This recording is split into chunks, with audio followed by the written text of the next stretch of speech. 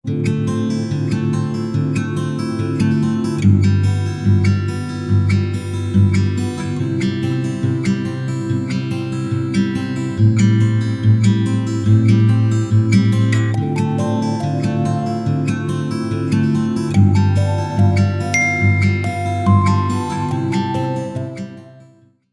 बार फिर से आप सभी का स्वागत है। हम अध्ययन कर रहे हैं व्यवस्था विवरण की पुस्तक का और अब समय है कि हम उसके 33वें अध्याय 17वें वचन से आगे का अध्ययन करें। यहाँ हमने 13वें वचन से लेकर 17वें वचन तक पढ़ा। यूसुफ के गोत्र के विषय में यहाँ मूसा ने आशीर्वाद दिया है और 17वें वचन में लिखा है, वे प्रतापी है, मानो गाय का पहलौटा है और उसके सींग बनेले बैल के से हैं। उनसे वह देश देश के लोगों को वरन पृथ्वी के छोर छोर तक के सब मनुष्यों को ढकेलेगा।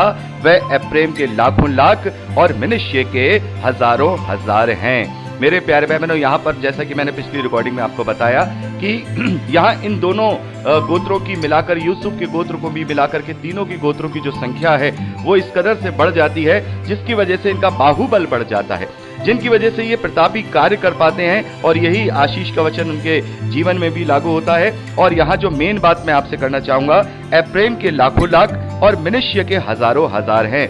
जैसा कि जब हमने उत्पत्ति की पुस्तक 49वां अध्याय पढ़ा था तो वहां पर हम देखते हैं कि जो याकूब है वो यूसुफ के दोनों बेटों को यानी कि मनुष्य और एफ्रेम को आशीर्वाद देते हैं और वहां हम देखते हैं कि बड़े को वो बायां हाथ उसके सर पर रखते हैं और छोटे के दायां हाथ रखते हैं। तो वहां पर यूसुफ ने समझाते भी है कि नहीं, बड़ा ये है और छोटा ये है। और वहां पर हमने देखा था कि गिनती के विषय में बात हुई थी कि जो एफ्रेम जो छोटा भाई है उसकी गिनती यानी उसके गोत्रों की गिनती बड़े भाई मनुष्य के गोत्र के वंश की गिनती से ज्यादा होगी। तो यहाँ पर इसी बात को यहाँ इंडिकेट किया गया है।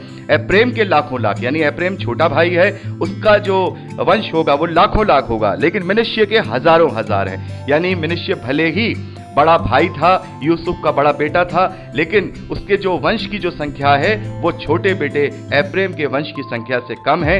इसीलिए जो याकूब हैं उन्होंने यूसुफ के इन दोनों बेटों को इस प्रकार का जो आशीर्वाद था वो दिया था। हमने वहां अच्छे से इस बात को पढ़ा था। तो इस प्रकार से हम 17वें वचन तक देखते हैं यूसुफ के गोत्र के विषय में। आगे हम 18वें वचन में और 19वें वचन में जबूलून और इस्साकार गोत्र के विषय में आशीर्वाद देखते हैं। यहाँ लिखा है, हे जबूलून तू बाहर निकलते समय और हे इस्साकार तू अपने डेरे में आनंद करेगा। यानी कि तू हर जगह आनंद करेगा, चाहे तू घर में हो चाहे तू बाहर हो, वहां हर जगह तू आनंद करेगा। आगे लिखा है, वे देश देश के लोगों को पहाड़ पर बुलाएंगे, वे वहां धर्म यज्ञ करेंगे क्योंकि वे समुद्र का धन और बालू में छिपे हुए अनमोल पदार्थों से लाभ उठाएंगे। तो मेरे प्यारे भाई बहनों, ये आशीर्वाद जो इन दोनों गोत्रों को दिया गया है यानी कि समुद्र का धन यानी कि फिशिंग को हम देख सकते हैं, समुद्र का जितना मछलियां वगैरह हैं उन पर इनकी प्रभुता होगी। और यहाँ लिखा है बालू में छिपे हुए अनमोल पदार्थों से लाभ उठाएंगे, यानी कि ये ट्रेडिंग में बहुत अच्छे रहेंगे। और हम देखते हैं जबूलून और इस्साकार के गोत्र के जो लोग थे वो ट्रेडिंग में बहुत अच्छे थे, बहुत अच्छा ट्रेड किया करते थे। और उनके पास जो एरिया था, हम कफरनहूम झील के ऊपर का जो एरिया है, जो इजराइल के सबसे ऊपर का जो एरिया है, जो समुद्र के पास का, जो झील के पास का जो एरिया है, वहां हम देखते हैं कि वो इनको दिया गया है। और ये बहुत ही वहां पर खनिज पदार्थों का एक तरीके से कहेंगे बहुत ही वहां पर भंडार है, जिसकी वजह से ये जो गोत्र हैं, दोनों ये गोत्र हैं, काफी जो फिजिकल रूप से आशीषित रहेंगे। आगे हम 20वें वचन में पढ़ते हैं। 20वें वचन से लेकर के 21वें वचन तक गाद गोत्र के विषय में लिखा है, धन्य वह है जो गाद को बढ़ाता है, गाद तो सिंह के समान रहता है, वरन बाहों को वरन सिर के चांद तक फाड़ डालता है, और उसका पहला अंश तो अपने लिए चुन लिया, इसलिए कि वह रईस के योग्य भाग रखा हुआ था। तब उसने प्रजा के मुख्य पुरुषों के संग आकर यहोवा का ठहराया हुआ धर्म और इजराइल के साथ होकर उसके नियम का प्रतिपालन किया। तो गाद गोत्र के विषय में देखते हैं, इन्हें जो एरिया मिलता है, तराई का एरिया मिलता है, और काफी वो तराई के एरिया में काफी खनिज पदार्थ हैं और जो फर्टिलाइज्ड जमीन होती है जिसमें फसल अच्छी से होती है, वो सारी चीजें। और इन्हें एक बहुत बड़ा एरिया भी दिया गया है, इन्हें एक तरीके से तराई का एरिया दिया गया था और बहुत बड़ा एरिया दिया गया था। और यहाँ इसी वजह से ये आशीर्वाद इन्हें दिया गया है और ये आशीर्वाद उनके ऊपर पूरा भी होता है। आगे 22वें वचन में हम दान के विषय में देखते हैं। दान तो बशान से कूदने वाला सिंह का बच्चा है।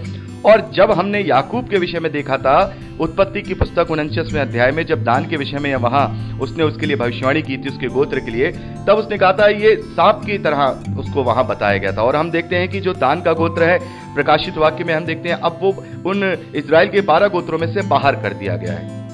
तो यहाँ कूदने वाला सिंह का बच्चा, यानी कि हम देखते हैं ना कि जो शेर होता है पावरफुल तो होता है, लेकिन वो अपनी जो हम कहेंगे जो अल्लड़ एक शेर होता है, जो शेर का एक जवान शेर होता है, वो अपनी गलतियों की वजह से खुद अपने आप के ऊपर चोट पहुंचा लेता है। तो यहाँ दान के साथ यही हुआ। वो काफी शक्तिशाली गोत्र तो रहेगा, लेकिन वो कूदने वाले शेर की तरह, उसका बच्चे की तरह उस अपने राह से भटक जाएगा, अपने पथ से भ्रष्ट हो जाएगा और आगे चल के ये गोत्र इजराइल के गोत्र में से बाहर कर दिया जाएगा। आगे 23वें वचन में लिखा है, फिर नप्ताली के विषय में, नप्ताली के यानी नप्ताली गोत्र के विषय में यहाँ पर आशीर्वाद लिखा है, हे नप्ताली तू जो यहोवा की प्रसन्नता से तृप्त है और उसकी आशीष से भरपूर है, तू पश्चिम और दक्षिण के देश का अधिकारी हो। तो हम क्या देखते हैं, पश्चिम दक्षिण के देश का जो एरिया है इस गोत्र को दिया जाएगा।